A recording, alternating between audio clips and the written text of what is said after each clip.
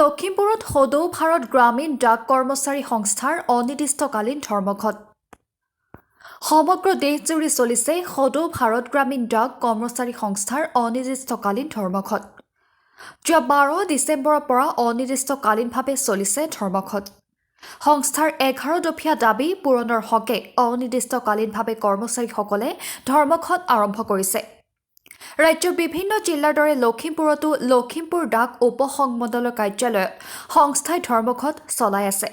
উল্লেখ্য যে এই গ্ৰামীণ ডাক কৰ্মচাৰীসকল দীৰ্ঘদিন ধৰি সামান্য পাৰিতোষিকত কাম কৰিবলগীয়া হৈছে। তেওঁলোকে ধৰ্মঘট স্থলীত ক্ষোভ প্ৰকাশ কৰি কয় যে তেওঁলোকক যি সামান্য পাৰিতোষিক দিয়ে তাৰ এটা পৰিয়াল চলোৱাটো সম্ভৱ নহয়। আনহাতে অৱসৰ কালত তেওঁলোকক মাথো 50,000 টকা দি বিদায় জনোৱা হয়। বছৰত ছুটিও নাই এইসকল কৰ্মচাৰী।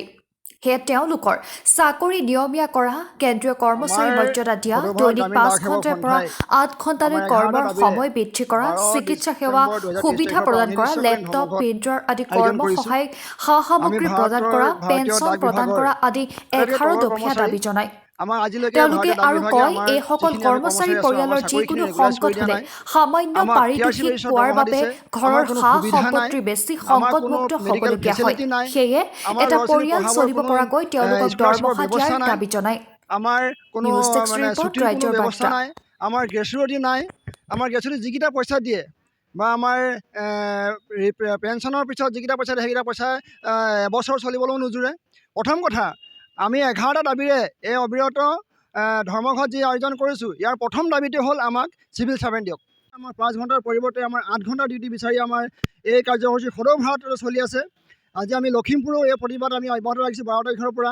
সেয়েহে আমি আজি লখিমপুৰ উপ সংমণ্ডলৰ সন্মুখত আমি সকলো লখিমপুৰ GDS গোট খাই এই প্ৰতিবাদ আমি সজোৰে দাবী জনাইছোঁ যে আমাৰ দাবী মানি লওক, ভাৰতীয় ডাক বিভাগে আমাৰ দাবী মানি লওক, আমাৰ দাবী পূৰণ কৰক। আমাৰ পৰিয়ালসকলক, আমাৰ এই দুখীয়া পৰিয়ালসকলক আমি বৰ্তমান সময়ত চলি যাব পৰাকৈ এটা মানে নিৰ্ভৰযোগ্য প্ৰতিষ্ঠান হিচাপে আমাৰ পৰিয়ালখিনি চলিব পৰাকৈ আমাক এটা দৰমহা প্ৰদান কৰক, আমাৰ স্বীকৃতি প্ৰদান কৰক, আমাৰ কেন্দ্ৰীয় কৰ্মচাৰী মৰ্যাদা প্ৰদান কৰক।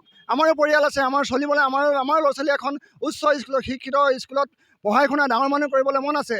আমাৰ যিকেইটা বৰ্তমান পাৰিতোষিক দিছে সেই পাৰিতোষিককেইটাই আমাৰ নিজৰ পৰিয়াল নচলে, আমাৰ সন্তান কেনেকৈ চলাম?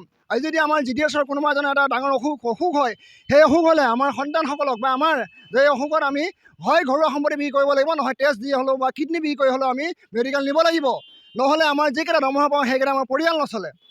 তাৰোপৰি আমাৰ গ্ৰেচুইটি মাত্ৰ 50,000 টকা দি আমাৰ ৰিটায়াৰমেণ্টৰ পিছত গ্ৰেচুইটি 50,000 টকাৰ পিছত গ্ৰেচুইটি কি কাম কৰিব কওক আপোনালোকে?